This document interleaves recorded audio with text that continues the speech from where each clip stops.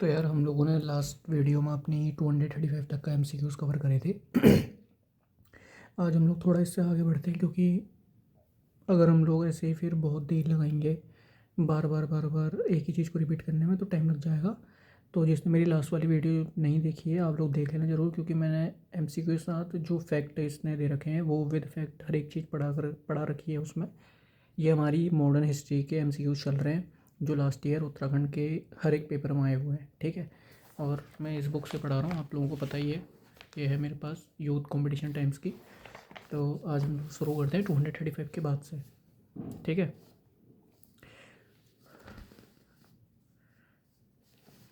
चलो शुरू करते हैं। नेक्स्ट टॉपिक है हमारा बंगाल विभाजन एवं स्वदेशी आंदोलन। बारी साल सम्मेलन में किसने कहा था, पिछले 50 से 100 सालों के दौरान हम जो हासिल नहीं कर सके, जो हमने 6 महीने में हासिल कर लिया। आंसर है एस अब्दुल रसूल। एस अब्दुल रसूल ने 1906 में बारी साल में कहा था, 50 या 100 वर्षों में जो कार्य नहीं हुआ वह 6 महीनों में हो गया। उक्त कथन स्वदेशी आंदोलन की सफलता के संबंध में है, ठीक है। नेक्स्ट हमारा बंगाल का विभाजन 1905 में लॉर्ड कर्जन द्वारा किया गया।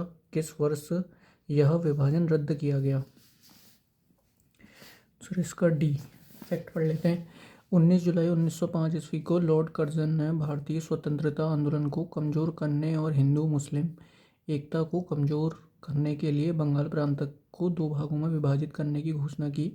16 अक्टूबर 1905 को बंगाल विभाजन को लागू किया गया। बंगाल को पूर्वी बंगाल और असम तथा पश्चिमी बंगाल में बांट दिया गया, जिसे 1911 ईस्वी के दिल्ली दरबार के समय रद्द कर दिया गया, ठीक है।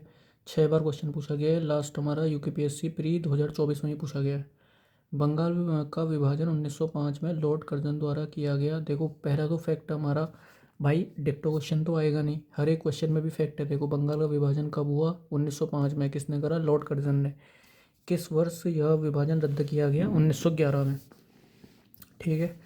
नेक्स्ट है हमारा बंगाल प्रांत का विभाजन किया गया किस वायसराय के काल में, लॉर्ड कर्जन के।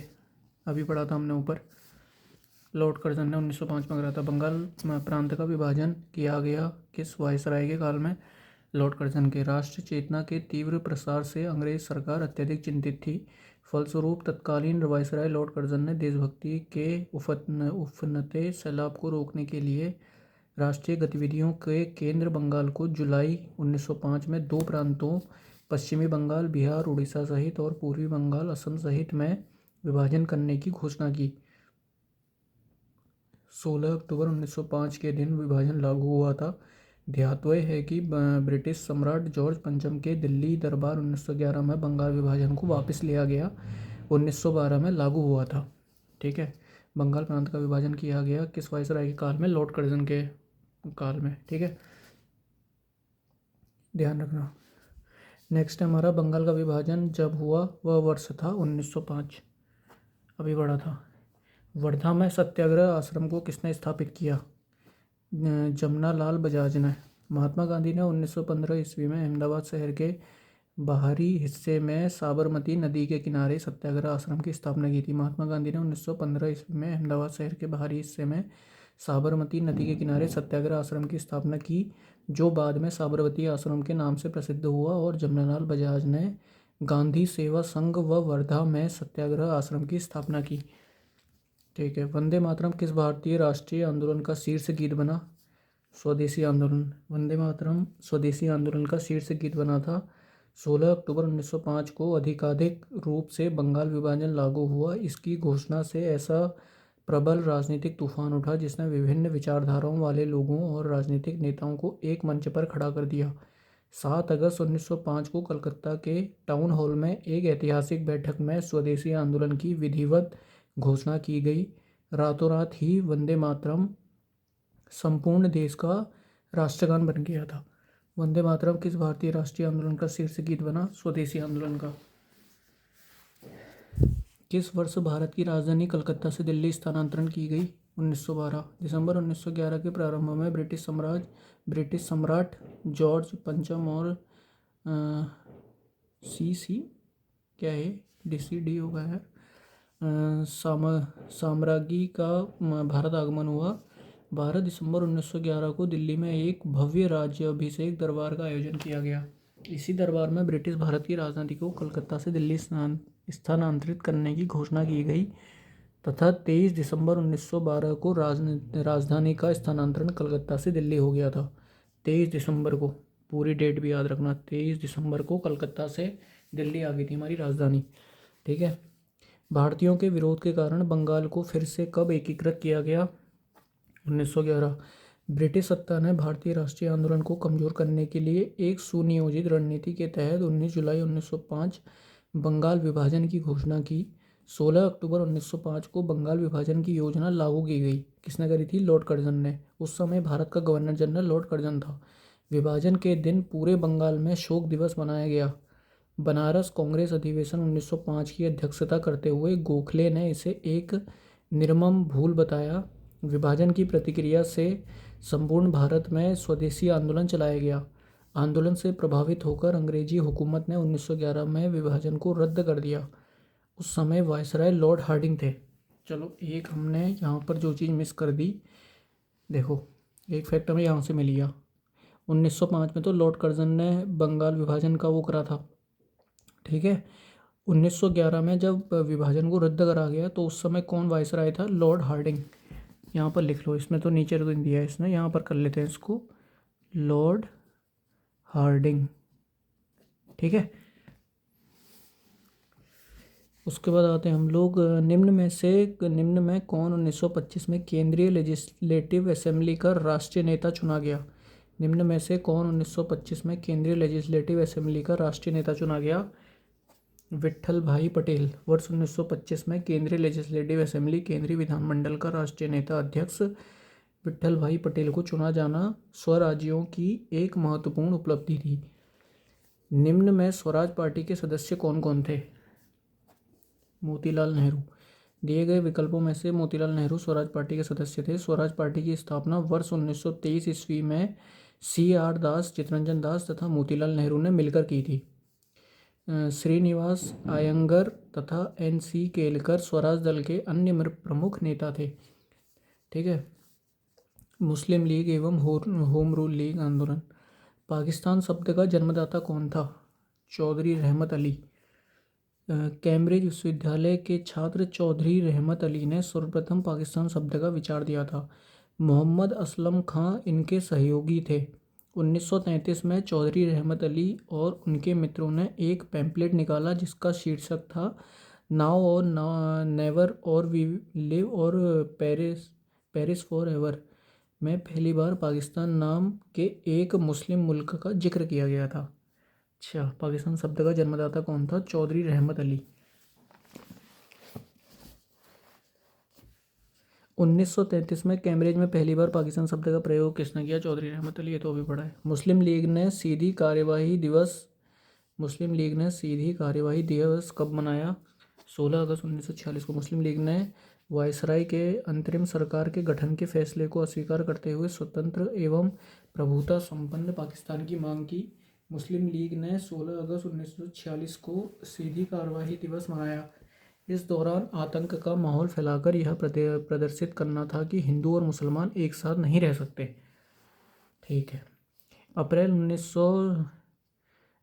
1916 में लोकमान्य बाल गंगाधर तिलक ने होम रूल लीग की स्थापना करी बेलगांव में। 20वीं शताब्दी के आरंभ में आयरलैंड के लोगों ने अपने देश की स्वाधीनता के लिए होम रूल आंदोलन चलाया। उसी के आधार पर भारत में बाल गंगाधर तिलक तथा एनी बेसेंट द्वारा भी होम रूल आंदोलन चलाया गया। तिलक जी ने मांडले जेल से रिहा होने के बाद अप्रैल 1916 में महाराष्ट्र के बेलगांव में इंडियन होम रूल लीग की स्थापना की। तिलक के लीग का कार्यक्षेत्र महाराष्ट्र, कर्नाटक, मध्य प्रदेश और बरार था। ठीक है। निम्नलिखित में से कौन होम रूल आंदोलन से संबंधित था? Annie Besant. एनी बेसेंट ने सितंबर 1916 में मद्रास अब चेन्नई में all India home rule league की घोषणा की। मद्रास के अतिरिक्त पूरे भारत में इसकी शाखाएं खोली गई।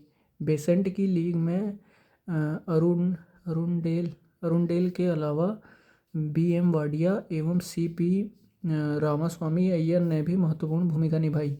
एनी बेसेंट ने न्यू इंडिया तथा कॉमनवेल नामक पत्रिकाओं के माध्यम से भारत में स्वशासन की स्थापना की मांग को दृढ़ता के साथ उठाया था। एनी बेसेंट के होम रूल लीग में मुस्लिम लीग के सदस्य मोहम्मद अली जिन्ना भी शामिल थे।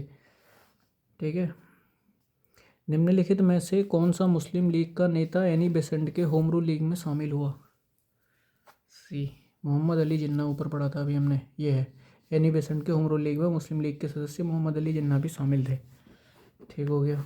कौन कहा करता था कि मैं मुसलमानों को गोखले बनाना चाहता हूँ? मोहम्मद अली जिन्ना। प्रश्नगत कथन मोहम्मद अली जिन्ना का है। मोहम्मद अली जिन्ना अपने आरंभिक राजनीतिक जीवन की शुरुआत भारतीय राष्ट्रीय कांग्रेस से की थी तथा राजनीतिक रूप से उदारवादी एवं राष्ट्रवादी थे। आगे चलकर इनका झुकाव सांप्रदायिक राजनीति की ओर बढ़ने लगा। इन्होंने 1940 में मुस्लिम लीग के लाहौर अधिवेशन की अध्यक्षता की, जिसमें पृथक पाकिस्तान की मांग को स्वीकार किया गया। 1906 में मुस्लिम लीग का गठन किस स्थान पर किया गया? ढाका। मुस्लिम लीग की स्थापना नवाब सलीमुल्लाह के नेतृत्व में 23 दिसंबर 1906 को ढाका में आयोजित एक बैठक में की गई। नवाब सलीमुल्लाह इसके संस्थापक अध्यक्ष थे। मुस्लिम लीग की स्थापना का उद्देश्य मुस्लिमों में ब्रिटिश सरकार के प्रति निष्ठा को बढ़ाना, उनके राजनीतिक अधिकारों की रक्षा करना था। इसके प्रथम अधिवेशन की अध्यक्षता वकार उल मुल्क मुश्ताक हुसैन ने की थी। ठीक है, किसके नेतृत्व में अखिल भारतीय मुस्लिम लीग की स्थापना की गई थी? ढाका के सलीमुल्लाह। ठीक है, 1906 से 1920 के मध्य मोहम्मद अली जिन्ना की भूमिका भारत के स्वतंत्र संघर्ष संग्राम में थी।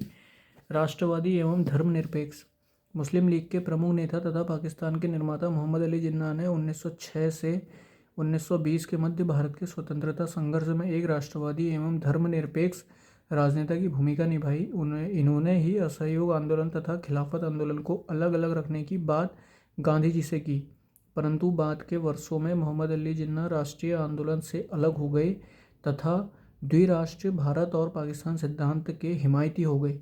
1925 में लॉर्ड रेडिंग द्वारा इन्हें नाइटहुड की उपाधि दी गई।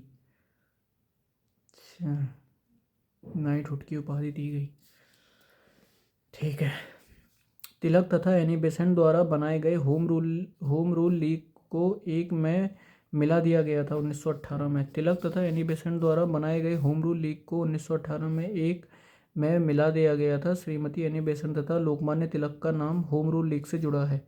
Shrimati Annie Besant theosophical society की अध्यक्षा थी।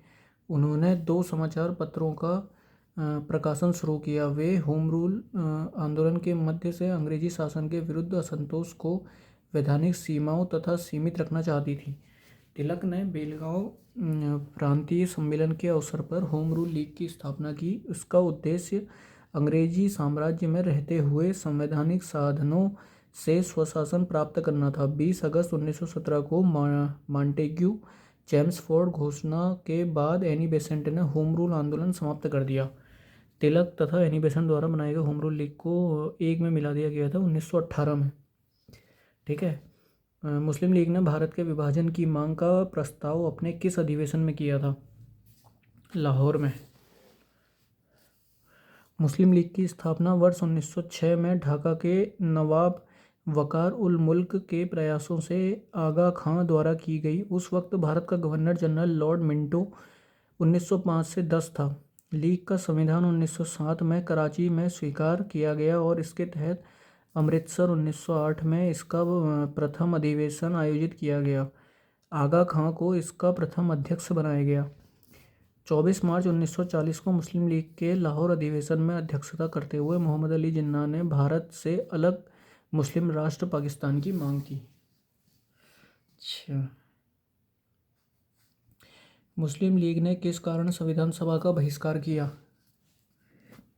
मुस्लिम लीग मुस्लिमों के लिए अलग संविधान सभा चाहता था। मुस्लिम लीग मुस्लिमों के लिए अलग संविधान सभा चाहता था, इसी कारण संविधान सभा का बहिष्कार किया। वर्ष 1916 ईस्वी में भारतीय राष्ट्रीय कांग्रेस के लखनऊ सत्र की अध्यक्षता की थी अंबिका चरण मजूमदार ने। दिसंबर 1916 ईस्वी में हुए कांग्रेस के ऐतिहासिक लखनऊ अधिवेशन की अध्यक्षता अंबिका चरण मजूमदार ने की थी। इस अधिवेशन में मुस्लिम लीग और कांग्रेस एक साथ आए तथा साथ ही साथ कांग्रेस के दो वर्ग नरम दल एवं गरम दल के मध्य भी समझौता संपन्न हुआ। ठीक है। किस दल ने 16 अगस्त 1946 ईस्वी को सीधी कार्यवाही दिवस घोषित किया? मुस्लिम लीग। कांग्रेस ने कैबिनेट मिशन की योजना स्वीकार कर ली थी और मुस्लिम लीग ने अस्वीकार कर दी। वायसराय ने जवाहरलाल नेहरू को अंतरिम सरकार बनाने के लिए 12 अगस्त 1946 ईस्वी को निमंत्रण पत्र भेजा, जिसे जवाहरलाल नेहरू ने स्वीकार कर लिया। मुस्लिम लीग ने जिन्ना के नेतृत्व में इसके विरोध में पाकिस्तान को प्राप्त करने के लिए प्रत्यक्ष कार्यवाही की धमकी दी। मुस्लिम लीग ने 16 अगस्त 1946 को प्रत्यक्ष कार्यवाही दिवस सीधी कार्यवाही दिवस के रूप में मनाया गया। ठीक है। किस दल ने 16 अगस्त 1946 ईस्वी को सीधी कार्यवाही दिवस घोषित किया? मुस्लिम लीग ने। ठीक है। नेक्स्ट है हमारा थियोसॉफिकल सोसाइटी ऑफ इंडिया के प्रमुख कौन थी? Annie Besant. Theosophical society of India की प्रमुख एनी बेसेंट थी। थियोसॉफिकल सोसाइटी की स्थापना 1875 में मैडम HP ब्लावत्स्की और कर्नल अल्टॉक ने अमेरिका में किया था। इसका मुख्यालय अंतर्राष्ट्रीय कार्यालय 1882 में अडयार, चेन्नई में स्थापित किया गया। थियोसॉफिकल सोसाइटी ऑफ इंडिया की प्रमुख कौन थी? Annie Besant. ठीक है। नेक्स्ट आते हैं हम लोग क्रांतिकारी गतिविधियां और साम्यवादी आंदोलन। निम्नलिखित में से किसने मित्र मेला संगठन की स्थापना की? VD सावरकर। मित्र मेला संगठन की स्थापना 1899 ईस्वी में विनायक दामोदर सावरकर ने नासिक, महाराष्ट्र में की थी। एक वर्ष 1904 में यह संगठन अभिनव भारत नाम में परिवर्तित हो गया, जो एक प्रमुख क्रांतिकारी संगठन था। निम्नलिखित में से किसने मित्र मेला संगठन की स्थापना की? VD सावरकर।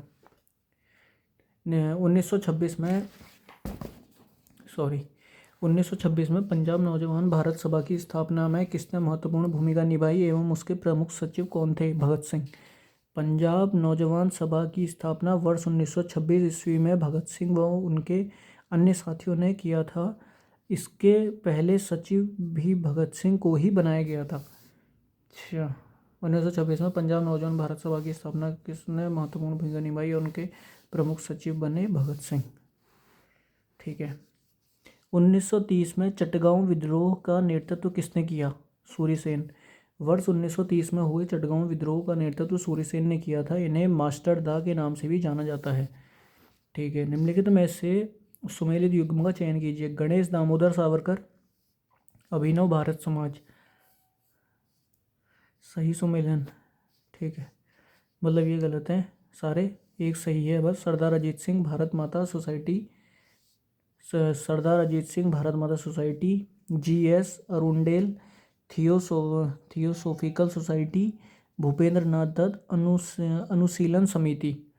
निम्नलिखित में से सुमेलित युग्म का चयन कीजिए। गणेश दामोदर सावरकर, अभिनव भारत समाज, सरदार Ajit Singh Bharat Mata society, GS Arundale theosophical society, Bhupendra Nath Dutt Anushilan Samiti. 1920 में MN राय तथा अन्य ने भारतीय कम्युनिस्ट पार्टी की स्थापना किस स्थान पर की थी? ताशकंद। वर्ष 1920 ईस्वी में मानवेंद्र नाथ राय, MN राय तथा कुछ अन्य लोगों ने मिलकर उज्बेकिस्तान की राजधानी ताशकंद में भारतीय कम्युनिस्ट पार्टी की स्थापना की थी। लाला हरदयाल पंजाब के एक क्रांतिकारी थे तथा उन्होंने किस स्थान पर गदर दल का गठन किया? San Francisco. लाला हरदयाल पंजाब के एक प्रमुख क्रांतिकारी थे। इन्होंने वर्ष 1913 में अमेरिका शहर सैन फ्रांसिस्को में गदर पार्टी की स्थापना की थी। ठीक है। किसने गोली मारकर कर्नल विलियम कर्जन वायली की हत्या की थी? मदनलाल ढींगरा। भारतीय क्रांतिकारी मदनलाल ढींगरा ने वर्ष 1909 में कर्जन वायली की हत्या कर दी थी। कर्जन वायली एक ब्रिटिश भारतीय सेना के अधिकारी थे। मदनलाल ढींगरा लंदन स्थित इंडिया हाउस के सदस्य थे। कर्जन वायली की हत्या के आरोप में 23 जुलाई 1909 को अभियोग चलाकर मदनलाल ढींगरा को फांसी दे दी गई। किसने गोली मारकर कर्नल किसने गोली मारकर कर्नल विलियम कर्जन वाइली की हत्या कर दी थी? मदन लाल ढींगरा ने। ठीक है। निम्नलिखित में से किसे काकोरी षड्यंत्र कांड में आजीवन कारावास हुआ? सचिंद्रनाथ सन्याल, ये हमने पहले ही पढ़ा था। सचिंद्रनाथ सन्याल क्रांतिकारी संगठन हिंदुस्तान रिपब्लिकन एसोसिएशन के संस्थापकों में से एक थे। यह संगठन आगे चलकर 1928 में हिंदुस्तान सोशलिस्ट रिपब्लिक एसोसिएशन बन गया था। 9 अगस्त 1925 को एसोसिएशन के सदस्यों ने सहारनपुर लखनऊ लाइन पर 8 टाउन रेलगाड़ी को काकोरी नामक गांव में रोककर रेल विभाग के खजाने को लूट लिया। काकोरी कांड में राम प्रसाद बिस्मिल, उस्फाकुल्ला खां, राजेंद्र लाहिड़ी तथा रोशन सिंह को फांसी दे दिया गया था। निम्नलिखित में से किसे काकोरी षड्यंत्र कांड में आजीवन कारावास हुआ? सचिंद्रनाथ सन्याल। सचिंद्रनाथ सन्याल से जुड़ा एक फैक्ट और आप लोगों को दिखाता हूँ। सचिंद्रनाथ सन्याल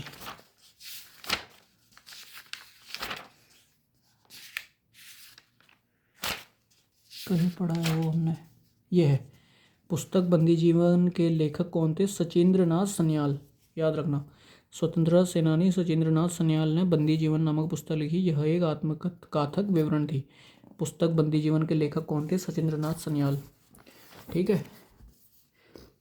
निम्नलिखित में से किसे काकोरी षड्यंत्र में आजीवन कारावास हुआ? सचिंद्रनाथ सन्याल को। रामप्रसाद बिस्मिल और अशफाकुल्ला को निम्नलिखित में से किस मामले में फांसी दी गई? काकोरी षड्यंत्र, लाहौर केंद्रीय, चटगांव। काकोरी अभी पढ़ा है ऊपर। यह है अशफाकुल्ला खां, बिस्मिल, रामप्रसाद बिस्मिल, राजेंद्र लाहिड़ी तथा रोशन सिंह। मुजफ्फरपुर बम कांड में किस क्रांतिकारी को फांसी की सजा दी गई? खुदीराम बोस। मुजफ्फरपुर बम कांड की घटना 30 अप्रैल 1908 को मुजफ्फरपुर बिहार में घटित हुआ था। इस घटना को खुदीराम बोस और प्रफुल्ल चाकी ने अंजाम दिया था। इस घटना के उपरांत 11 अगस्त 1908 को खुदीराम बोस को फांसी की सजा दे दी गई। अच्छा, मुजफ्फरपुर बम कांड में किस क्रांतिकारी को फांसी की सजा दी गई? खुदीराम बोस को। निम्न में से किसने आज़ाद के आग्रह पर बम का दर्शन नामक दस्तावेज को लिखा? भगवती चरण वोहरा। आज़ाद के आग्रह पर बम का दर्शन नामक दस्तावेज को भगवती चरण बोहरा ने लिखा था। भगवती चरण बोहरा की मृत्यु 28 मई 1930 को एक बम परीक्षण के दौरान हुई थी। निम्न में से किसने आज़ाद के आग्रह पर बम का दर्शक नामक दस्तावेज को लिखा था? भगवती चरण वोहरा। किस भारतीय क्रांतिकारी ने नासिक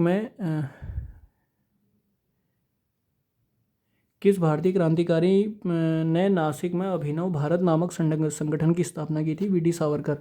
अभिनव भारत संगठन की स्थापना 1904 में नासिक में विनायक दामोदर सावरकर द्वारा किया गया था। प्रारंभ में यह मित्र मेला के नाम से जाना जाता था। अभी हमने कहीं पर पढ़ा था, ये था।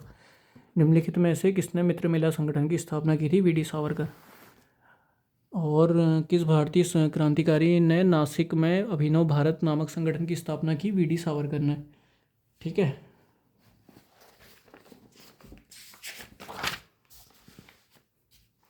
नेक्स्ट है हमारा, निम्नलिखित में से किसने केंद्रीय विधानसभा में बम फेंका था? भगत सिंह एवं बटुकेश्वर दत्त। ठीक है।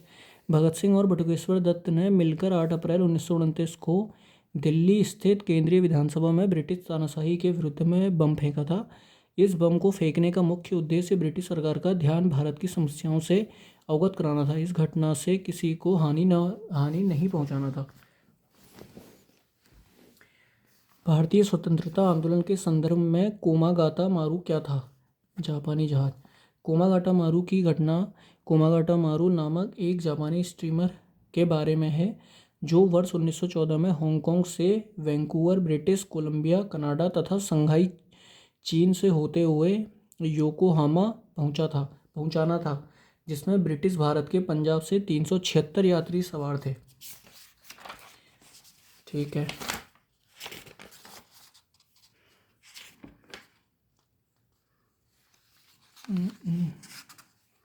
ठीक है, ये हो गया। किसकी मृत्यु पर महात्मा गांधी ने कहा भारतीय सौरमंडल से एक सितारा डूब गया? लाला लाजपत राय। लाला लाजपत राय की मृत्यु पर महात्मा गांधी ने कहा, भारतीय सौरमंडल से एक सितारा डूब गया। लाला लाजपत राय की मृत्यु 17 नवंबर 1928 में साइमन कमीशन के विरोध के दौरान लाहौर में हुई थी। ठीक है। किसकी मृत्यु पर महात्मा गांधी ने कहा, भारतीय सौरमंडल का सितारा डूब गया? लाला लाजपत राय की। लाला लाजपत राय से हम लोगों ने लास्ट में बहुत सारे फैक्ट पढ़े हैं, हर एक चीज़ पढ़ी है, अच्छे से देख लेना मेरी लास्ट वीडियोस को। कोई हम लोग इधर उधर की बातें नहीं करते हैं, पूरी एक एक पॉइंट टू पॉइंट हर चीज़ पढ़ाई की रखी हुई है। ठीक है, जरूर चेकआउट करना। श्यामजी कृष्ण वर्मा ने लंदन में इंडिया हाउस की स्थापना कब की? 1905 में। इंडियन होम रूल सोसाइटी की स्थापना 1905 में लंदन में श्यामजी कृष्ण वर्मा ने की थी। इसी सोसाइटी ने इंडिया हाउस की स्थापना की। यह भारत के बाहर विदेशी धरती पर स्थापित सबसे पुरानी क्रांतिकारी संस्था थी। इंडिया हाउस के प्रमुख सदस्य मदन लाल ढींगरा, वीडी सावरकर, हरदयाल थे।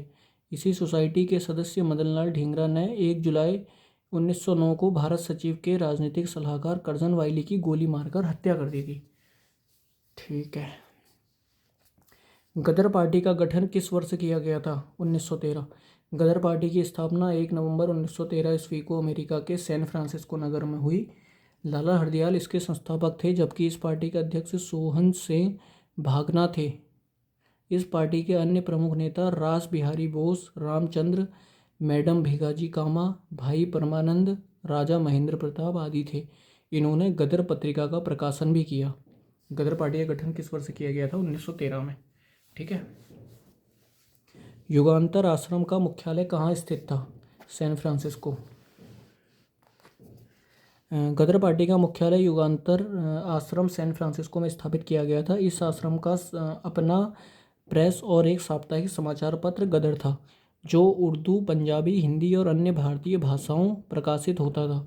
गदर साप्ताहिक का प्रकाशन नवंबर 1913 से शुरू हुआ था। गदर पार्टी की स्थापना कहाँ हुई थी? बी, अमेरिका में। मुख्यालय क्योंकि फिर सैन फ्रांसिस्को में था ना। ठीक है। 1928 के बारदोली सत्याग्रह का नेतृत्व किसने किया था? गांधी जी के अनुयायियों ने। बारदोली सत्याग्रह भारतीय स्वाधीनता संग्राम के दौरान वर्ष 1928 ईस्वी में गुजरात में हुआ। यह एक प्रमुख किसान आंदोलन था, जिसका नेतृत्व वल्लभ भाई पटेल ने किया था। उस समय प्रांतीय सरकार ने किसानों के लगान में 30% तक की वृद्धि कर दी थी। इस सत्याग्रह आंदोलन के सफल होने के बाद वहां की महिलाओं ने वल्लभ भाई पटेल को सरदार की उपाधि प्रदान की। सरदार पटेल गांधी जी के अनुयायियों में से एक थे। ठीक है। भगत सिंह को उनके 2 साथियों के साथ 23 मार्च 1931 को फांसी दी गई थी। वे 2 साथी कौन थे? राजगुरु और सुखदेव। ठीक है। देखो, अब मैं एक फैक्ट और क्लियर कर देता हूँ हम लोगों का। भगत सिंह को उनके 2 साथियों के साथ 23 मार्च 1931 को फांसी दी गई थी। वे 2 साथी कौन थे? राजगुरु और सुखदेव। अभी हमने जस्ट एक ऊपर ये फैक्ट क्लियर करा, निम्नलिखित में से किसने केंद्रीय विधानसभा में बम फेंका था? भगत सिंह और बटुकेश्वर दत्त। ये भी याद रखना, ये फैक्ट है। भगत सिंह और बटुकेश्वर दत्त ने केंद्रीय विधानसभा में बम फेंका था। और फांसी किस किस को दी गई थी? भगत सिंह, राजगुरु और सुखदेव को। ठीक है। चटगांव विद्रोह का सर्वाधिक सक्रिय नेता कौन था? सूर्यसेन। सूर्यसेन के नेतृत्व में इंडियन रिपब्लिकन आर्मी के सदस्यों ने चटगांव शस्त्रागार पर हमला कर हथियारों पर कब्जा कर लिया था। बाद में अंग्रेजों ने सूर्यसेन को गिरफ्तार कर फांसी पर लटका दिया था। चटगांव विद्रोह का सर्वाधिक सक्रिय नेता कौन था? सूर्यसेन। ठीक है। निम्नलिखित स्वाधीनता सेनानियों में कौन सा सशस्त्र संघर्ष से संबंधित नहीं था? बिपिन चंद्र पाल यद्यपि गरम दल के नेता थे, परंतु उन्होंने सशस्त्र विद्रोह नहीं किया था। प्रफुल्ल चाकी और खुदीराम बोस ने 30 अप्रैल 1908 ईस्वी को मुजफ्फरपुर के जज किंग्सफोर्ड की हत्या का प्रयत्न किया। गलती से बम केनेडी की गाड़ी पर गिर गया, जिससे 2 महिलाओं की मृत्यु हो गई। चाकी ने आत्महत्या कर ली और खुदीराम बोस को 15 वर्ष की अवस्था में 11 अगस्त 1908 को फांसी दे दी गई थी। सूर्यसेन को चटगांव स्थित ब्रिटिश शस्त्रागार पर आक्रमण करने में भाग लेने के कारण फांसी पर लटका दिया गया। ठीक है। निम्नलिखित में से कौन सी क्रांतिकारी चटगांव शस्त्रागार हमले में सम्मिलित थे? सूर्य सेन, अभी हमने ऊपर पढ़ा था पिछले वाले क्वेश्चन में सॉरी। हिंदुस्तान रिपब्लिकन एसोसिएशन का गठन सन 1924 ईस्वी में जहां किया गया था वह जगह थी कानपुर।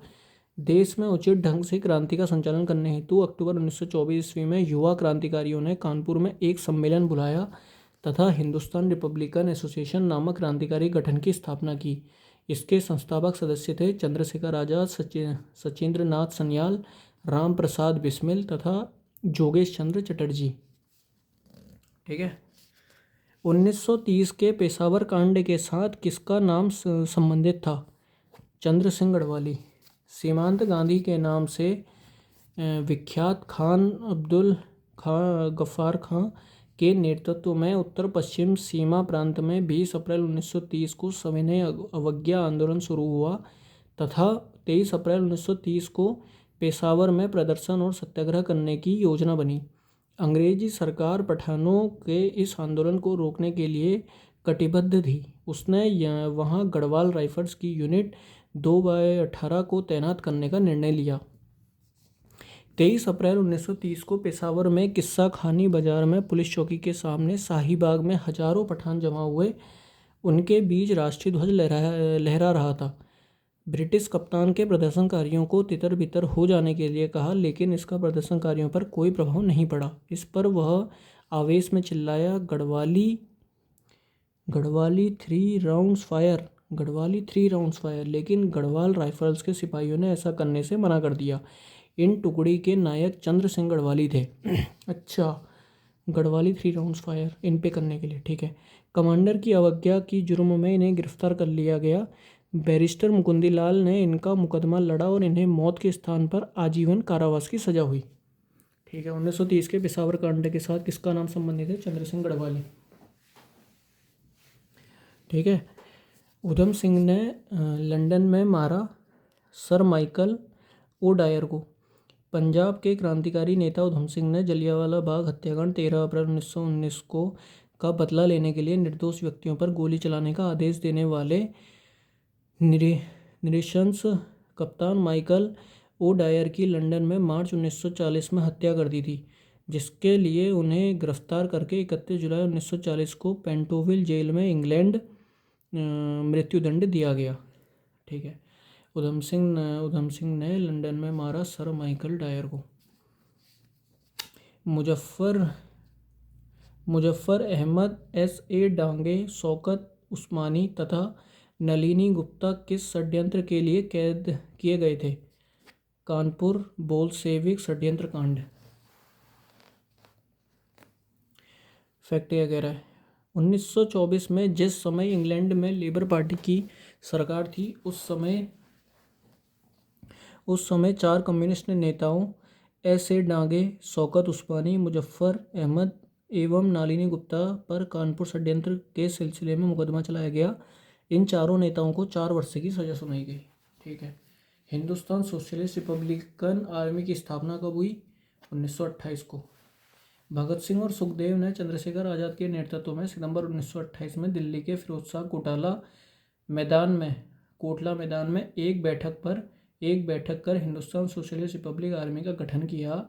इसके केंद्रीय कमेटी में सुखदेव, भगत सिंह, चंद्रशेखर आजाद, शिव वर्मा और P.N. घोष प्रमुख थे। ठीक है। नेक्स्ट है, निम्न में से कौन काकोरी कांड से संबंधित नहीं था?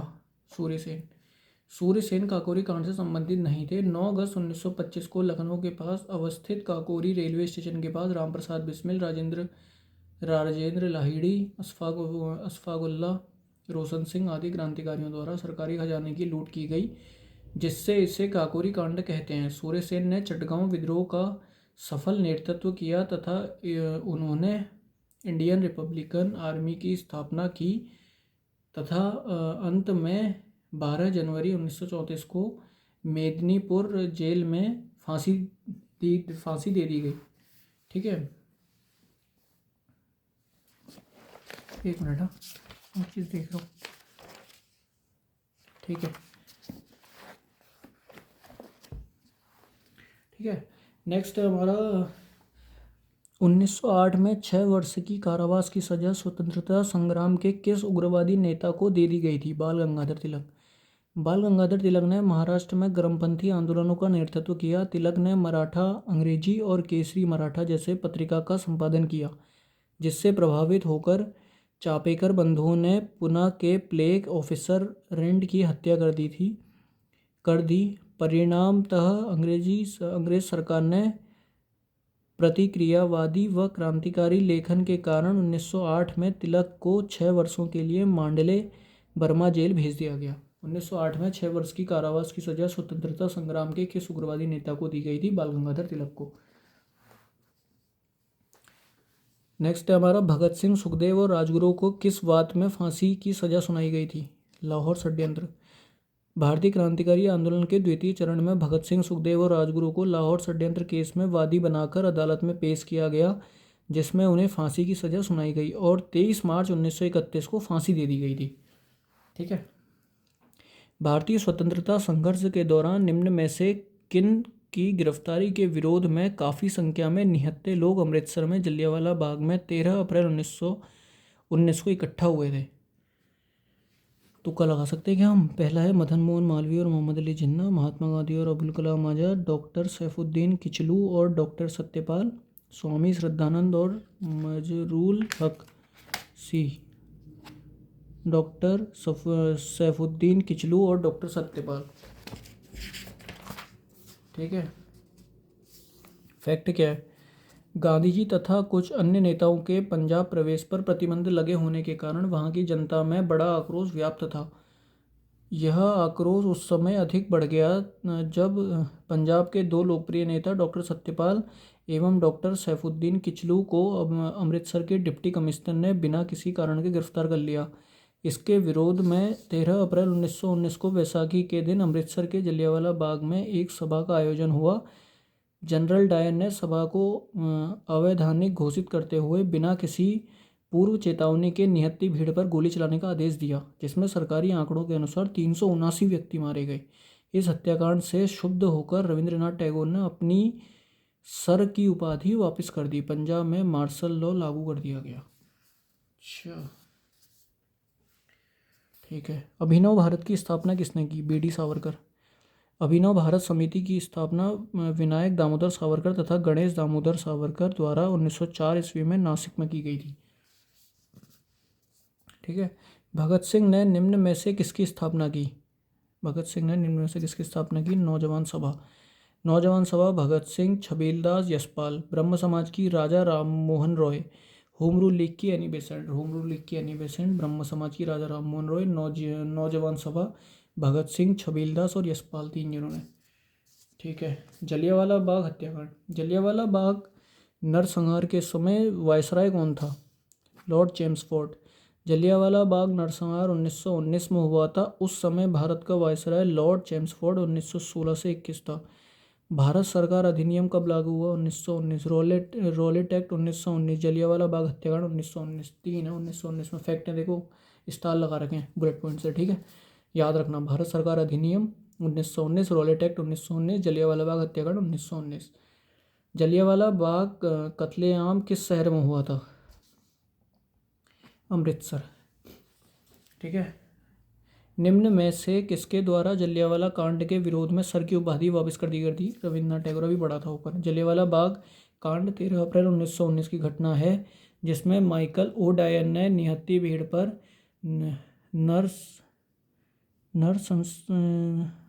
नरसंहारपूर्वक गोली चलवा दी थी। इस कांड के विरोध में सर रविंद्रनाथ टैगोर ने सर की उपाधि त्याग दी थी। इसका बदला लेने के उद्देश्य से ही पंजाब के प्रसिद्ध क्रांतिकारी उधम सिंह ने माइकल ओ डायर को गोली मारकर हत्या कर दी थी। अच्छा, ठीक है। जलियांवाला बाग हत्याकांड की घटना कब हुई थी? 1919 को। रॉलेट एक्ट खिलाफत और असहयोग आंदोलन तथा साइमन कमीशन से रिलेटेड क्वेश्चन है। द्वैत शासन की समाप्ति की सिफारिश किस वर्ष साइमन कमीशन द्वारा की गई? 1930। साइमन कमीशन ने वर्ष 1930 में द्वैत शासन की समाप्ति की सिफारिश की। कमीशन ने प्रांतों में प्रतिनिधि मूलक सरकार की स्थापना के साथ इसे स्वायत्तता देने की बात की। इसकी नियुक्ति वर्ष 1919 के भारत सरकार अधिनियम की कार्यप्रणाली की जांच करने और प्रशासन प्रणाली में सुधार का सुझाव देने के लिए वर्ष 1927 में हुई थी। ठीक है। निम्नलिखित में से कौन महात्मा गांधी के असहयोग आंदोलन वापस लेने के निर्णय का आलोचक नहीं था? जमनलाल बजाज। अभी हमने एक फैक्ट और पढ़ा था इनसे पीछे रिलेटेड। जमनलाल बजाज गांधी जी के अनन्य सहयोगी थे। चौरी चौरा घटना के बाद जब गांधी जी ने असहयोग आंदोलन को वापस लिया तो वे निराश अवश्य हुए, परंतु उन्होंने गांधी जी की सार्वजनिक आलोचना नहीं की थी। सुभाष चंद्र बोस, मोतीलाल नेहरू, चित्तरंजन दास, NC केलकर आदि ने गांधी जी के इस निर्णय की मुखर आलोचना की थी। ठीक है। नेक्स्ट है साइमन कमीशन के संबंध में निम्न में से कौन सा और कौन से कथन असत्य हैं? ए कमीशन के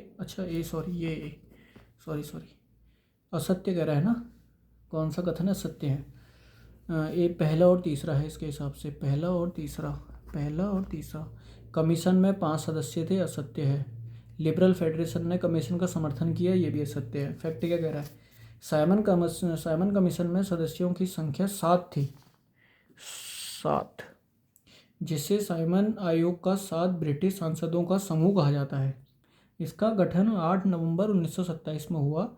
1927 में ही हुए कांग्रेस अधिवेशन में सर्वसम्मति से साइमन कमीशन के बहिष्कार का फैसला किया गया था, क्योंकि इसमें कोई भी सदस्य भारतीय नहीं था। ठीक है। असहयोग आंदोलन कब वापस लिया गया? 1922 में। चौरी चौरा की घटना से आहत होने के कारण गांधी जी ने असहयोग आंदोलन को समाप्त करने का निर्णय लिया तथा 12 फरवरी 1922 को बारदोली में हुई कांग्रेस कार्य समिति की बैठक में इस आंदोलन को समाप्त करने की घोषणा की गई। मोतीलाल नेहरू, सुभाष चंद्र बोस, CR दास, जवाहरलाल नेहरू, अली बंधु, लाला लाजपत राय आदि नेताओं ने आंदोलन के वापस लेने के निर्णय की आलोचना की। असहयोग आंदोलन कब वापस लिया गया? 1922 में। ठीक है। निम्नलिखित में किसने खिलाफत आंदोलन को समर्थन दिया था? महात्मा गांधी। गांधी जी ने खिलाफत आंदोलन को हिंदू मुस्लिम एकता को एक सुनहरा अवसर माना, इसलिए इन्होंने इसका समर्थन किया। 24 नवंबर 1919 ईस्वी को दिल्ली में खिलाफत कमेटी का सम्मेलन हुआ, जिसकी अध्यक्षता गांधी जी ने की थी। ठीक है।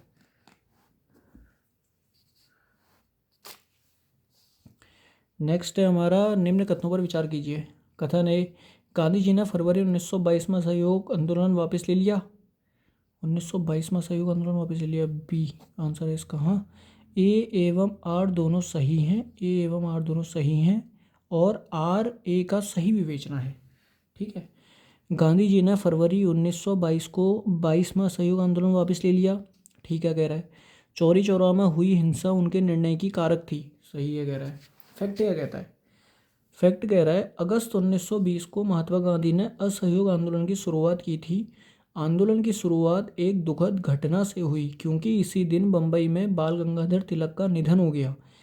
4 फरवरी 1922 को गोरखपुर उत्तर प्रदेश में स्थित एक छोटे से कस्बे चौरी चौरा में घटित हिंसा से क्षुब्ध होकर गांधी जी को यह विश्वास हो गया कि देश अभी व्यापक सविनय अवज्ञा आंदोलन के लिए तैयार नहीं है। कांग्रेस कार्य समिति पर उनका प्रभाव तथा अतः 12 फरवरी 1922 को बारदोली में हुई कांग्रेस की बैठक में आंदोलन को स्थगित करने का निर्णय लिया गया। अतः ए और आर दोनों सही हैं तथा आर ए का सही विवेचना है। ठीक है। महात्मा गांधी ने असहयोग आंदोलन स्थगित कर दिया क्योंकि चौरी चौरा में हिंसा भड़क उठी थी। असहयोग आंदोलन 1 अगस्त 1920 को प्रारंभ हुआ था। 1 अगस्त को ही प्रातः तिलक का निधन हो गया। ठीक है। तिलक के निधन पर शोक और आंदोलन की शुरुआत दोनों चीज़ें एक साथ मिल गई। सितंबर 1920 में कलकत्ता में कांग्रेस का अधिवेशन हुआ। कई वरिष्ठ नेताओं के विद्रोह के बावजूद असहयोग आंदोलन को कांग्रेस ने मंजूरी दे दी थी। विरोधियों में प्रमुख चितरंजन दास थे। दिसंबर 1920 में नागपुर में कांग्रेस का वार्षिक अधिवेशन हुआ, जिसमें असहयोग आंदोलन संबंधी कलकत्ता अधिवेशन के प्रस्ताव की पुष्टि कर दी गई। 4 फरवरी 1922 को संयुक्त प्रांत के गोरखपुर जिले में चौरी चौरा नामक स्थान पर क्रोधित भीड़ ने एक पुलिस थाने को जला दिया। इस घटना की खबर मिलते ही गांधी जी ने आंदोलन वापस लेने की घोषणा कर दी। 12 फरवरी 1922 को असहयोग आंदोलन समाप्त हो गया था। ठीक है, मंजूरी दे दी थी, मतलब असहयोग आंदोलन 1920 में हुआ और 1922 में ये समाप्त हो गया था। ठीक है, 12 फरवरी 1922 को। नेक्स्ट क्या कह रहा है? निम्नलिखित में से किसने असहयोग आंदोलन के दौरान विदेशी कपड़ों का जलाया जाना एक निष्ठुर बर्बादी बताया था? रविंद्रनाथ टैगोर ने। रविंद्रनाथ टैगोर ने असहयोग आंदोलन के दौरान असहयोग आंदोलन गांधी जी द्वारा 1 अगस्त 1920 को शुरू कर दिया था, विदेशी कपड़ों का जलाया जाना एक निष्ठुर बर्बादी बताया था। ठीक है, गांधी जी ने अपना प्रथम सत्याग्रह आरंभ किया था मजदूरों को कम मजदूरी दिए जाने के विरोध में। गांधी जी ने सत्याग्रह शब्द का प्रयोग सर्वप्रथम 1906 में दक्षिण अफ्रीका में एशियाई कानून संशोधन अध्यादेश को संदर्भित करते समय ट्रांसवाल विधानसभा के सम्मुख प्रस्तुत किया था। गांधी जी ने भारत में अपने सत्याग्रह का प्रयोग सर्वप्रथम 1917 में चंपारण बिहार राजकुमार शुक्ल के आग्रह पर किया। इस सत्याग्रह के अंतर्गत गांधी जी ने बिहार के चंपारण जिले में नील की खेती करने वाले किसानों पर यूरोपीय मालिकों द्वारा मजदूरों को कम मजदूरी दिए जाने के विरुद्ध आंदोलन चलाया, जिसमें उन्हें सफलता प्राप्त हुई। इसी सत्याग्रह के दौरान रविंद्रनाथ टैगोर ने सर्वप्रथम गांधी को महात्मा गांधी की उपाधि दी। एक क्वेश्चन और देखो बन जाता है यहाँ से हमारा। रविंद्रनाथ टैगोर, महात्मा गांधी जी को महात्मा की उपाधि किसने दी? रविंद्रनाथ टैगोर ने। ठीक है, 1918 में गांधी जी ने अहमदाबाद मिल मजदूरों की वेतन वृद्धि के लिए आमरण अनशन किया और सरकार मजबूर होकर मजदूरों की मांग ली थी। ठीक है, गांधी जी ने अपना प्रथम सत्याग्रह आरंभ किया था मजदूरों को कम मजदूरी दिए जाने के विरुद्ध में। ये किस चीज़ की मजदूरी थी? नील की खेती की। कहाँ हुई थी? बिहार में। ठीक है, बिहार की तो है शायद ये, नील की खेती चंपारण बिहार में। ठीक है, याद रखना। भारतीय विधि रिपोर्ट अधिनियम प्रथम बार पारित हुआ 1875 में। भारतीय विधि रिपोर्ट अधिनियम 1875 में पारित किया गया। यह अधिनियम 13 अक्टूबर 1875 को प्रकाशित हुआ। यह अधिनियम 1 जनवरी 1876 को लागू हुआ। प्रकाशित कब हुआ यह अधिनियम? 13 अक्टूबर 1875 को। और लागू कब हुआ? 1 जनवरी 1876 को। इस अधिनियम ने अनाधिकारिक कानूनी रिपोर्टों के उद्धरण पर प्रतिबंध लगा दिया गया। ठीक है, ब्रिटिश नागरिकों को कंपनी के दीवानी क्षेत्राधिकार में रखने वाला ब्लैक एक्ट किस वर्ष में पारित किया गया? 1836 ईस्वी में। ब्लैक एक्ट या ठगी और डकैती दमन अधिनियम 1836 से 38 को 14 नवंबर 1836 को पारित किया गया। इस अधिनियम के तहत ठगों के गिरोह से जुड़े किसी भी व्यक्ति को आजीवन कारावास या कठोर श्रम की सजा हो सकती थी। ब्रिटिश नागरिकों को कंपनी की दीवानी क्षेत्राधिकार में रखने वाला ब्लैक एक्ट किस वर्ष में पारित किया गया? 1836 में। नेक्स्ट क्वेश्चन हमारा 1780 की न्यायिक योजना का मूल लक्षण निम्नलिखित में से किसके मध्य पृथक्करण का था? आंसर क्या है इसका? ए, कार्यपालिका तथा न्यायपालिका कार्यों के मध्य। फैक्ट पढ़ लेते हैं इससे रिलेटेड। फैक्ट कह रहा है 1780 की न्यायिक योजना का मूल लक्षण न्यायपालिका और कार्यपालिका के बीच पृथक्करण का था। वॉरेन हेस्टिंग्स ने 1780 में एक नई न्यायिक योजना पेश की। इस योजना का मुख्य उद्देश्य न्यायपालिका को कार्यपालिका से अलग करना था, ताकि न्याय में निष्पक्षता सुनिश्चित हो सके। ठीक है, निम्न में से किस चार्टर राजपत्र के अंतर्गत भारतीय न्यायालयों से इंग्लैंड की प्रीवी काउंसिल में अपील करने की शुरुआत की गई थी? 1726 के चार्टर के अंतर्गत। 1726 के चार्टर ने भारतीय न्यायालयों से इंग्लैंड की प्रीवी काउंसिल में अपील का अधिकार प्रदान किया। इस चार्टर में मेयर न्यायालयों की स्थापना, एक समान न्यायिक प्रणाली की स्थापना, स्थानीय विधानमंडलों की स्थापना, अनुप्रयुक्त अंग्रेजी कानून, स्वीकृत अपील शामिल है। अच्छा, ठीक है। निम्नलिखित में से किस चार्टर के अंतर्गत भारतीय न्यायालयों से इंग्लैंड की प्रीवी काउंसिल में अपील करने की शुरुआत की गई थी? 1726 के चार्टर में। ठीक है। नेक्स्ट हमारा लेक्स लॉ की रिपोर्ट प्रस्तुत की गई थी। लेक्स लॉ की रिपोर्ट प्रस्तुत की गई थी प्रथम विधि आयोग। लेक्स लॉ की रिपोर्ट 1840 प्रथम विधि आयोग द्वारा प्रस्तुत की गई थी।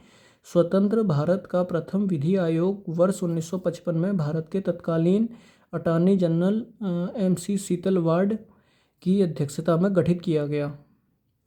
तब से 21 से अधिक विधि आयोग योजना गठित किए जा चुके हैं। प्रत्येक का कार्यकाल 30 वर्ष था। लेक्स लॉ की रिपोर्ट प्रस्तुत की गई थी प्रथम विधि आयोग में। लेक्स लॉ की रिपोर्ट 1840 में हुई थी। नंबर 1840 लिख लेते हैं। ठीक है। नेक्स्ट है हमारा चोल्ट्री कोर्ट मामलों में संबंधित था छोटे मोटे वादों से। चोल्ट्री कोर्ट भारत में ब्रिटिश शासन के दौरान मद्रास में भारतीयों को न्याय प्रदान करने वाला एक संस्थान था। ये कोर्ट भारतीयों को ब्रिटिश कानून से कड़े नियमों से कुछ राहत प्रदान करते थे। चोल्ट्री कोर्ट स्थानीय छोटे मोटे वादों से संबंधित था। ठीक है। निम्नांकित में से कहाँ रेगुलेटिंग एक्ट 1773 के द्वारा सुप्रीम कोर्ट सृजित की गई थी? कलकत्ता में। 22 अक्टूबर 1773 को 1773 के रेगुलेटिंग एक्ट द्वारा कलकत्ता में सर्वोच्च न्यायालय की स्थापना की गई। सर एलिजा इम्पे से इस अदालत के पहले न्यायाधीश थे। सर्वोच्च न्यायालय में एक मुख्य न्यायाधीश और 3 अन्य न्यायाधीश थे। ठीक है। प्रथम विधि आयोग का अध्यक्ष कौन था? Lord Macaulay. स्वतंत्र पूर्व भारत के पहले विधि आयोग की स्थापना 1834 में हुई थी, जिसे लॉर्ड मैकाले की अध्यक्षता में स्थापित किया गया था। भारत का विधि आयोग भारत में एक गैर वैधानिक निकाय है। प्रथम विधि आयोग का अध्यक्ष कौन था? Lord Macaulay. निम्नलिखित में से कहाँ रेगुलेटिंग एक्ट 1773 के द्वारा सुप्रीम कोर्ट सृजित की गई थी? कलकत्ता में। ठीक है। क्रिप्स मिशन भारत में कब आया था? 22 मार्च 1942 को। फैक्ट क्या कह रहा है? फैक्ट कह रहा है क्रिप्स मिशन भारत में 22 मार्च से 11 अप्रैल 1942 तक रहा, जिसका उद्देश्य द्वितीय विश्व युद्ध के दौरान भारत का समर्थन हासिल करना था। ब्रिटिश सरकार ने सर स्टैफोर्ड क्रिप्स के नेतृत्व में यह मिशन भेजा था। ठीक है। क्रिप्स मिशन भारत में कब आया था? 1942 में। क्रिप्स मिशन 22 मार्च 1942 को ब्रिटिश सरकार द्वारा भारत भेजा गया एक मिशन तथा जिसका उद्देश्य द्वितीय विश्व युद्ध में भारतीयों का सहयोग प्राप्त करना था। इसके अध्यक्ष Stafford Cripps, Lord Pethick Lawrence और A.V. अलेक्जेंडर मुख्य सदस्य थे। इसमें युद्ध के बाद भारत का स्वशासन का दर्जा, भारतीय संघ की स्थापना और विभिन्न निकायों में भाग लेने की अनुमति दी गई थी। कांग्रेस और मुस्लिम लीग दोनों ने प्रस्ताव को अस्वीकार कर दिया था। ठीक है। नेक्स्ट क्वेश्चन क्या कह रहा है? ब्रिटिश संसद द्वारा मद्रास व बम्बई में रिकॉर्ड्स न्यायालय स्थापित करने की अधिकारिता सम्राट को प्रदान करने का अधिनियम कब पारित किया गया था? 1797 में। 1797 में ब्रिटिश संसद द्वारा मद्रास और बम्बई में रिकॉर्ड्स न्यायालय स्थापित करने की अधिकारिता सम्राट को प्रदान करने वाला अधिनियम पारित किया गया था। रिकॉर्ड्स न्यायालय विशेष न्यायालय थे जिन्हें भूमि संबंधी विवादों और अन्य महत्वपूर्ण मामलों के निपटारों के लिए स्थापित किया था। ठीक है।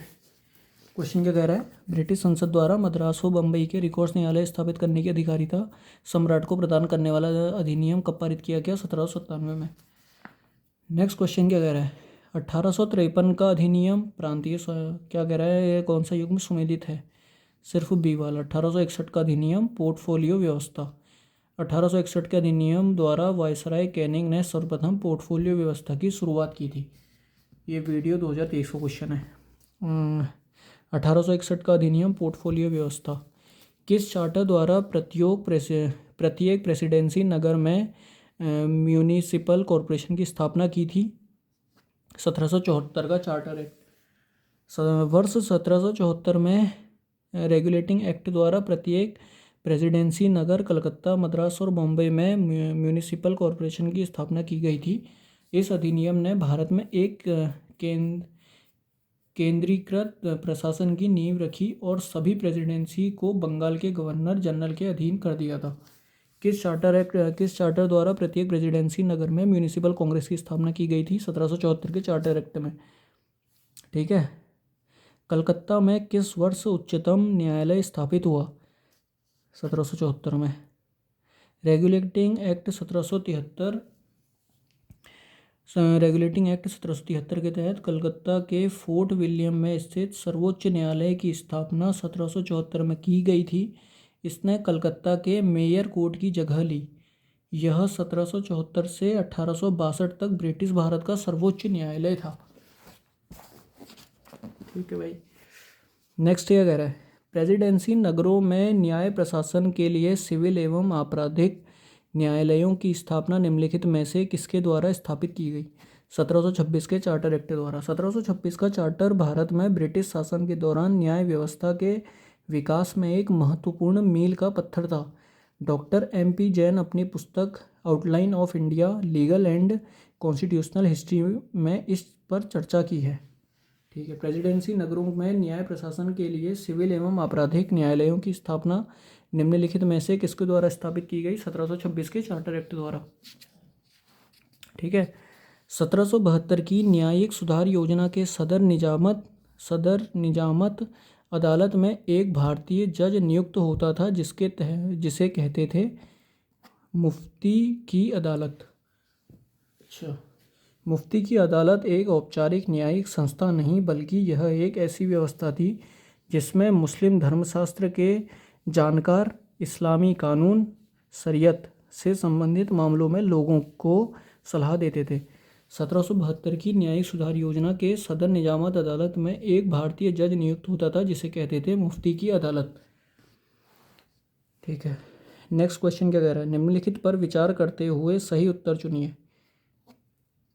किंग जॉर्ज सेकंड ने 1753 के चार्टर को जारी किया था। सिर्फ पहला वाला सही है। किंग जॉर्ज द्वितीय ने 1753 का चार्टर एक्ट जारी किया।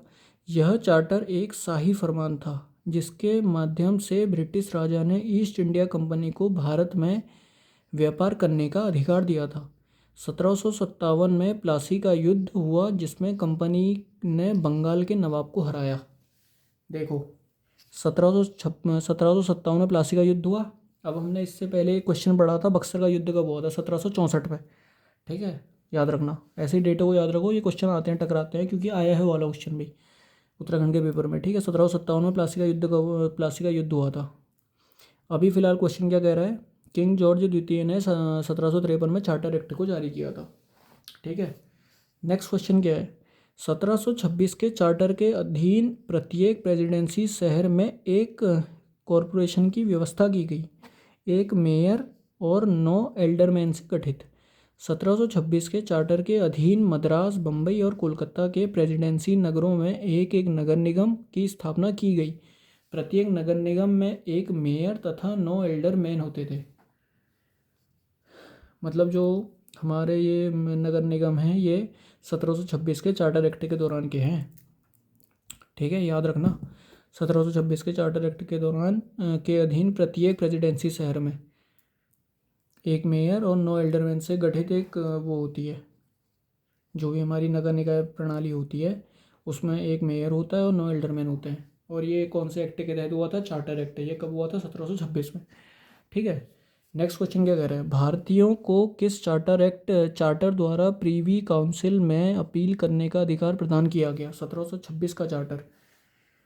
भारतीयों को प्रीवी काउंसिल में अपील करने का अधिकार 1726 के चार्टर के जरिए मिला था। इस चार्टर के तहत बॉम्बे, मद्रास और कलकत्ता में 3 मेयर कोड बनाए गए थे। इसके बाद इंग्लैंड में प्रीवी काउंसिल को दूसरी अपील करने का प्रावधान दिया गया। ठीक है, साइमन कमीशन का गठन किस वर्ष किया गया था? 1927। फैक्ट क्या कह रहा है? फैक्ट कह रहा है भारत सरकार अधिनियम 1919 की समीक्षा एवं भारत की संवैधानिक व्यवस्था की समीक्षा के लिए जॉन साइमन की अध्यक्षता में 7 सदस्यीय आयोग, जिसे साइमन आयोग कहा गया, का गठन नवंबर 1927 ईस्वी में किया गया तथा वह 3 फरवरी 1928 ईस्वी को भारत पहुंचा। साइमन कमीशन का गठन किस वर्ष किया गया था? 1927 में। 3 बार पूछा है, 2017 में, 2014 में, 2022 के आबकारी कांस्टेबल के पेपर में। ठीक है, याद रखना भाई। साइमन कमीशन का गठन किस वर्ष हुआ था? 1927 में। ठीक हो गया। साइमन आयोग नियुक्त किया गया था बी 1927 में। महात्मा गांधी द्वारा चलाए गए आंदोलनों का सही क्रम क्या है? ये हमने पहले भी पढ़ा है, फिर भी एक बार देख ले रहे हैं। चंपारण, फिर अहमदाबाद, खेड़ा और असहयोग।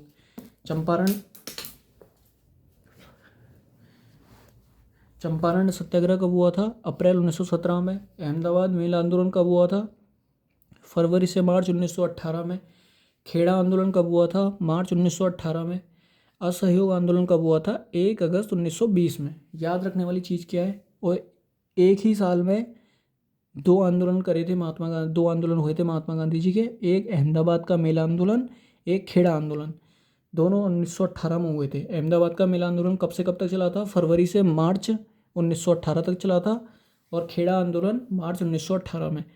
चंपारण कब चला था? अप्रैल 1917 में, इससे जस्ट 1 साल पहले। और असहयोग आंदोलन 1 अगस्त 1920 में। ठीक है। असहयोग आंदोलन वापस लेने का क्या कारण था? चौरी चौरा कांड हमने पहले अभी पढ़ा है जस्ट।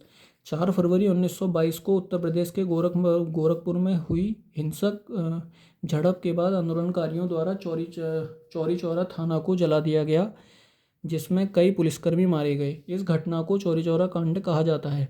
इसी घटना से क्षुब्ध होकर महात्मा गांधी ने असहयोग आंदोलन वापस ले लिया था। ठीक है। साइमन कमीशन के संबंध में निम्न में से कौन सा कथन असत्य है? पहला और तीसरा। कमीशन के 5 सदस्य नहीं थे, 7 थे। अब भी पढ़ा है हमने जस्ट। ठीक है। साइमन कमीशन की नियुक्ति ब्रिटिश प्रधानमंत्री ने सर जॉन साइमन के नेतृत्व में की थी। इस कमीशन में 7 सदस्य थे, जो सभी ब्रिटेन की संसद से मनोनीत थे। इस कमीशन में किसी भी भारतीय को शामिल न करने के कारण इसे श्वेत कमीशन कहा गया है। ठीक है। इस कमीशन में कोई भी भारतीय शामिल नहीं हुआ था, इसलिए इसे श्वेत कमीशन कहा गया है। वाइट कमीशन के नाम से भी पढ़ लेना, वाइट कमीशन के नाम से याद हो जाएगा। साइमन कमीशन की घोषणा 8 नवंबर 1927 को की गई थी। इसका मुख्य उद्देश्य भारत सरकार अधिनियम 1919 की समीक्षा करने के लिए की गई थी। साइमन कमीशन भारत 1928 ईस्वी में पहुंचा तथा लोगों ने इसका विरोध किया था। साइमन गो बैक का नारा। साइमन कमीशन भारत कब पहुंचा था? 1928 में। याद रखना भाई। वाइट कमीशन के नाम से जाना जाता है इसको। और वाइट कमीशन के नाम से क्यों जाना जाता है? क्योंकि इस कमीशन में भारतीयों को अलाउ नहीं था। ठीक है। नेक्स्ट आते हैं। नेक्स्ट हमारा, निम्नलिखित में से किस आंदोलन ने गांधी जी को वास्तव में राष्ट्रीय नेता बनाया? रॉलेट सत्याग्रह आंदोलन। रॉलेट एक्ट 1919 ने गांधी जी को राष्ट्रीय नेता बनाया। गांधी जी ने फरवरी 1919 में प्रस्तावित रॉलेट एक्ट के विरोध में देशव्यापी आंदोलन का आह्वान किया था, किंतु संवैधानिक प्रतिरोध का जब सरकार पर कोई असर नहीं हुआ तो गांधी जी ने सत्याग्रह प्रारंभ करने का निर्णय किया। आज हम लोगों ने 100 MCQ कर दिए हैं। अब पहले एक बार ज़रा रिवीजन मार लेते हैं, क्योंकि फिर कन्फ्यूज़न हो जाएगा। ठीक है। याद करना भी जरूरी है ना भाई, खाली भागना थोड़ी है। 236 से पढ़ा है आज हमने। अब मैं फटाफट से, क्योंकि हमने फैक्ट तो पढ़ लिए हैं, अब मैं फटाफट से रिवीजन मार रहा हूँ, याद करना। ठीक है। बारिश लाल सम्मेलन में किसने कहा था? पिछले 50 से 100 सालों के दौरान हम जो हासिल नहीं कर सके, जो हमने 6 महीने में हासिल कर लिया। एस अब्दुल रसूल ने। नेक्स्ट हमारा, बंगाल का विभाजन 1905 में लॉर्ड कर्जन द्वारा किया गया। किस वर्ष से यह विभाजन रद्द किया गया था? 1911 में। 1911 में किसने रद्द करा था? लॉर्ड हार्डिंग ने। ठीक है। बंगाल प्रांत का विभाजन किया गया किस वायसराय के काल में? लॉर्ड कर्जन के काल में। बंगाल का विभाजन कब हुआ? 1905 में। वर्धा में सत्याग्रह आश्रम को किसने स्थापित किया? जमनलाल बजाज ने। वंदे मातरम किस भारतीय राष्ट्रीय आंदोलन का शीर्ष गीत बना? स्वदेशी आंदोलन का। ठीक है भाई, याद करते हुए चलना। मैं तेज से इसलिए पढ़ा रहा हूँ क्योंकि हम लोगों ने विद फैक्ट याद कर लिया। थोड़ा सा रिवीजन मार लेते हैं, जिससे कि अच्छे से याद हो जाएगा। नेक्स्ट डे में रिवाइज करने की जरूरत नहीं पड़ेगी। ठीक है। किस वर्ष भारत की राजधानी कलकत्ता से दिल्ली स्थानांतरण की गई? 1912, 23 दिसंबर 1912। भारतीयों के विरोध के कारण बंगाल को फिर से कब एकीकृत किया गया? 1911। निम्न में से कौन 1925 में केंद्रीय लेजिस्लेटिव असेंबली का राष्ट्रीय नेता चुना गया था? विट्ठल भाई पटेल। निम्न में से स्वराज पार्टी के सदस्य कौन कौन थे? मोतीलाल नेहरू, नहीं, हाँ, सिर्फ मोतीलाल नेहरू थे। ठीक है। पाकिस्तान शब्द का जन्मदाता कौन था? चौधरी रहमत अली। 1933 में कैम्ब्रिज में पहली बार पाकिस्तान शब्द का प्रयोग किया गया था चौधरी रहमत अली के द्वारा। मुस्लिम लीग ने सीधी कार्यवाही दिवस कब मनाया? 16 अगस्त 1946 को। अप्रैल 1916 में लोकमान्य बाल गंगाधर तिलक ने होम रूल लीग की स्थापना की। कहाँ? बेलगांव में। निम्नलिखित में से कौन होम रूल लीग से संबंधित था? Annie Besant. निम्नलिखित में से कौन सा मुस्लिम लीग का नेता एनी बेसेंट के होम रूल लीग में शामिल था? मोहम्मद अली जिन्ना। कौन कहा करता था कि मैं मुसलमानों को गोखले बनाना चाहता हूँ? मोहम्मद अली जिन्ना। ठीक है। 1906 में मुस्लिम लीग का गठन किस स्थान पर किया गया था? ढाका। किसके नेतृत्व में अखिल भारतीय मुस्लिम लीग की स्थापना की गई थी? ढाका के सलीमुल्लाह। 1906 से 1920 के मध्य मोहम्मद अली जिन्ना की भूमिका भारत के स्वतंत्रता संग्राम में की थी। राष्ट्रवादी एवं धर्मनिरपेक्ष। तिलक तथा एनी बेसेंट द्वारा बनाए गए होम रूल लीग को एक में मिला दिया गया था 1918 में। मुस्लिम लीग ने भारत के विभाजन की मांग का प्रस्ताव अपने किस अधिवेशन में किया था? लाहौर में। मुस्लिम लीग ने किस कारण संविधान सभा का बहिष्कार किया था? मुस्लिम लीग मुस्लिमों के लिए अलग संविधान सभा चाहता था। वर्ष 1916 ईस्वी में भारतीय राष्ट्रीय कांग्रेस के लखनऊ सत्र की अध्यक्षता की थी अंबिका चरण मजूमदार ने। किस दल ने 16 अगस्त 1946 ईस्वी को सीधी कार्रवाई दिवस घोषित किया था? मुस्लिम लीग ने। थियोसोफिकल सोसाइटी ऑफ इंडिया के प्रमुख कौन थी? नैनी बेसेंट। निम्नलिखित में से किसने मित्र मेला संगठन की स्थापना की थी? वीडी सावरकर।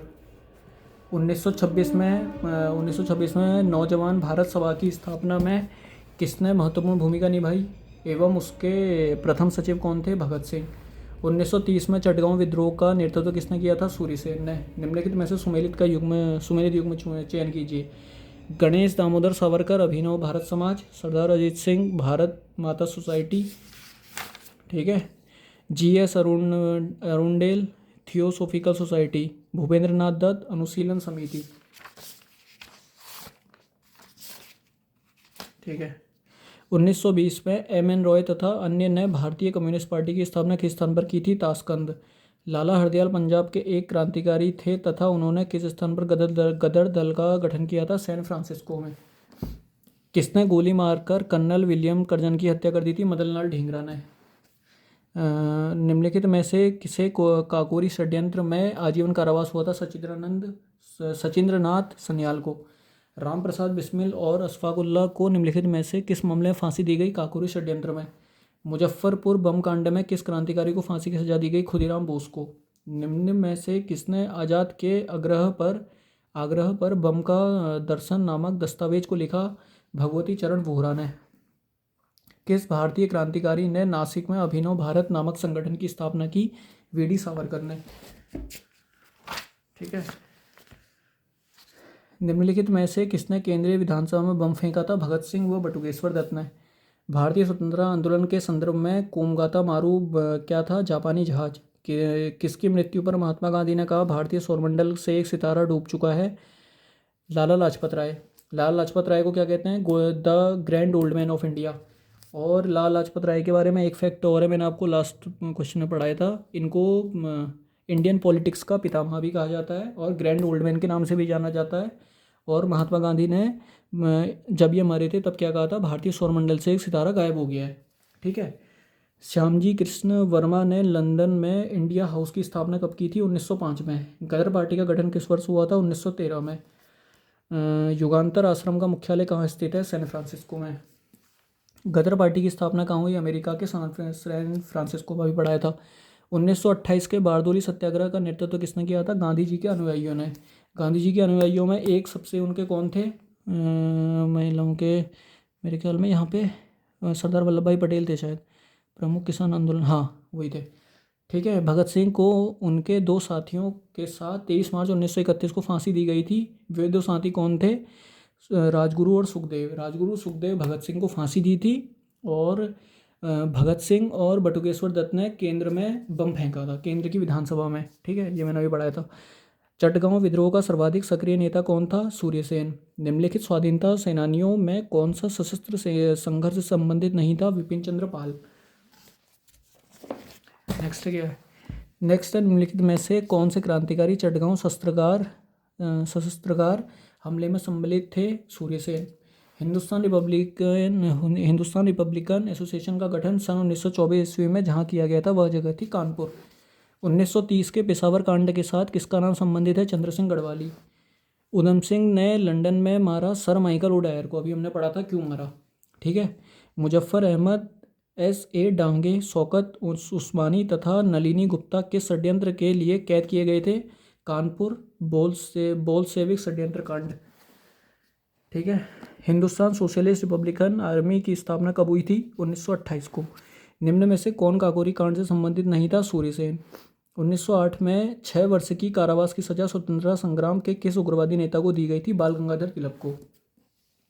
भगत सिंह, सुखदेव और राजगुरु को किस वाद में फांसी दी गई थी? लाहौर षड्यंत्र में। भारतीय स्वतंत्रता के दौरान निम्न में से किनकी गिरफ्तारी के विरोध में काफ़ी संख्या में निहत्थे लोग अमृतसर में जलियांवाला बाग में 13 अप्रैल 1919 को इकट्ठा हुए थे? डॉक्टर सैफुद्दीन किचलू और डॉक्टर सत्यपाल, ठीक है। नेक्स्ट क्या है? अभिनव भारत की स्थापना किसने की? B.D. सावरकर ने। भगत सिंह ने निम्न में से किसकी स्थापना की थी? नौजवान सभा की। ब्रह्म समाज की किसने की थी? राजा राममोहन रॉय ने। होम रूल लीग की एनी बेसेंट ने। अब जलियांवाला बाग से कुछ हमारे MCQs थे जो हमने विद फैक्ट कवर करें, अब हम लोग सीधे रिवीजन करेंगे। जलियांवाला बाग नरसंहार के समय वायसराय कौन था? Lord Chelmsford. जलियांवाला बाग कत्लेआम किस शहर में हुआ था? अमृतसर। निम्न में से किसके द्वारा जलियांवाला बाग कांड के विरोध में सर की उपाधि त्याग दी गई थी? रविंद्रनाथ टैगोर के द्वारा। जलियांवाला बाग हत्याकांड की घटना हुई थी 1919 में। द्वैत शासन की समाप्ति की सिफारिश किस वर्ष साइमन कमीशन द्वारा की गई थी? 1930। निम्नलिखित में से कौन महात्मा गांधी के असहयोग आंदोलन वापस लेने के निर्णय का आलोचक नहीं था? जमनलाल बजाज। साइमन कमीशन के संबंध में निम्न में से कौन सा कथन असत्य है? असत्य कौन सा है? कमीशन में 5 सदस्य थे क्योंकि 7 थे। दूसरा था लिबरल फेडरेशन ने कमीशन का समर्थन किया था, ये गलत था, ठीक है। असहयोग आंदोलन कब वापस लिया गया? 1922 को। निम्नलिखित में से किसने खिलाफत आंदोलन का समर्थन किया था? महात्मा गांधी ने। ये तो एक फैक्ट वाला था। फिर आते हैं, महात्मा गांधी ने असहयोग आंदोलन स्थगित कर दिया था क्योंकि चौरी चौरा में हिंसा भड़क उठी थी। निम्नलिखित में से किसने असहयोग आंदोलन के दौरान विदेशी कपड़ों को जलाया तथा एक निष्ठुर बर्बादी बताया था? रविन्द्रनाथ टैगोर ने। गांधी जी ने अपना प्रथम सत्याग्रह आरंभ किया था मजदूरों को कम मजदूरी दिए जाने के विरोध में, और ये मजदूरों को कम मजदूरी कहाँ मिल रही थी? बिहार में, बिहार के चंपारण ज़िले में, ठीक है। और ये मजदूरों को कम मजदूरी किस उस पर मिल रही थी? कौन सा ये लोग मजदूरी का काम करते थे? नीली स्याही थी ना, नील की खेती, सॉरी नीली स्याही कह रहा हूँ यार, नील की खेती, ठीक है। भारतीय विधि रिपोर्ट अधिनियम प्रथम बार पारित किया गया 1875 में। ब्रिटिश नागरिकों को कंपनी के दीवानी क्षेत्राधिकार में रखने वाला ब्लैक एक्ट किस वर्ष में पारित किया गया था? 1836 में। 1780 की न्यायिक योजना का मूल लक्षण निम्नलिखित में से किसके मध्य पृथक्करण का था? कार्यपालिका तथा न्यायपालिका कार्यों के मध्य। नेक्स्ट है हमारा, निम्न में से किस चार्टर के अंतर्गत भारतीय न्यायालयों से इंग्लैंड की प्रीवी काउंसिल में अपील करने की शुरुआत की गई थी? 1726 के चार्टर के अंतर्गत। लेक्स लॉ की रिपोर्ट प्रस्तुत की गई थी प्रथम विधि आयोग के उसमें, और ये कब हुआ था? 1840 में। लेक्स लॉ की रिपोर्ट 1840 में, याद रखना। चोल्टी कोड मामलों से संबंधित था, छोटे मोटे वादों से। निम्नांकित में से कहाँ रेगुलेटिंग एक्ट 1773 के द्वारा सुप्रीम कोर्ट सृजित की गई थी? कलकत्ता में। प्रथम विधि आयोग का अध्यक्ष कौन था? Lord Macaulay. Cripps mission Bharat कब आया था? 22 मार्च 1942 को, ठीक है। क्रिप्स मिशन भारत कब आया? 1942 को। ब्रिटिश संसद द्वारा मद्रास व बम्बई में रिकॉर्ड्स न्यायालय स्थापित करने की अधिकारिता सम्राट को प्रदान करने का अधिनियम कब पारित किया गया था? 1797 में। निम्नलिखित में से कौन सा युग्म सम्मिलित है? 1861 का अधिनियम। ये क्या है? पोर्टफोलियो व्यवस्था, ठीक है। किस चार्टर द्वारा प्रत्येक प्रेसिडेंसी नगर में म्यूनिसिपल कॉरपोरेशन की स्थापना की गई? 1774 के चार्टर में। 1774 के चार्टर में। कलकत्ता में किस वर्ष उच्चतम न्यायालय स्थापित हुआ था? 1774 में। प्रेसिडेंसी नगरों में न्याय प्रशासन के लिए सिविल एवं आपराधिक न्यायालयों की स्थापना निम्नलिखित में से किसके द्वारा की गई थी? 1726 के चार्टर एक्ट द्वारा।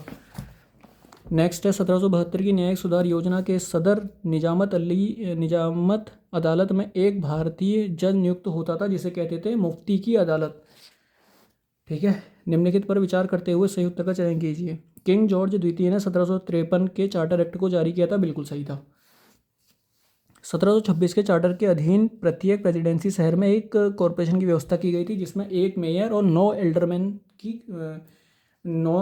को गठित किया गया था। ठीक है, भारतीयों को किस चार्टर द्वारा प्रीवी काउंसिल में अपील करने का अधिकार प्रदान किया गया था? 1726 के चार्टर में। साइमन कमीशन का गठन किस वर्ष में किया गया था? 1927 में। नेक्स्ट है हमारा साइमन आयोग नियुक्त कब किया गया? 1727 में। महात्मा गांधी द्वारा चलाए गए आंदोलनों को सही कालक्रम लगाइए। देखिए, पहले था चंपारण 1717 में, 1917 में हुआ था। अहमदाबाद मिल आंदोलन फरवरी से मार्च 1918 में। खेड़ा आंदोलन मार्च 1918 में। असहयोग आंदोलन 1 अगस्त 1920 में। सबसे अगर पूछा जाएगा महात्मा गांधी का रिसेंट में कौन सा आंदोलन हुआ है, रिसेंट का मतलब भाई अभी जो हाल ही में हुआ है, तो 1 अगस्त 1920 हो गया। सबसे पुराना 1917 में हुआ था चंपारण। फिर उसके बाद इनने 2 आंदोलन इनके एक ही वर्ष में, एक ही महीने के उपरांत हुए थे। पहला था अहमदाबाद मेला आंदोलन फरवरी से मार्च 1918 में, और खेड़ा आंदोलन मार्च 1918 में। ठीक है, असहयोग आंदोलन वापस लेने का क्या कारण था? चौरी चौरा कांड। साइमन कमीशन के संबंध में निम्न में से कौन सा कथन असत्य है? पहला और तीसरा था। कमीशन में 5 सदस्य थे, गलत हो गया, 7 थे। हिंदू महासभा ने कमीशन का विरोध किया था, नहीं, ये गलत था। ठीक है, नेक्स्ट क्वेश्चन क्या है हमारा? निम्नलिखित में से किस आंदोलन ने गांधी जी को वास्तव में राष्ट्रीय नेता बनाया? रॉलेट सत्याग्रह आंदोलन ने। तो यार थैंक यू सो मच, आप लोगों ने यहाँ तक का वीडियो देखी, और ज़्यादा से ज़्यादा अपने दोस्तों में शेयर करना। मिलते हैं नेक्स्ट वीडियो में। Thank you, bye bye.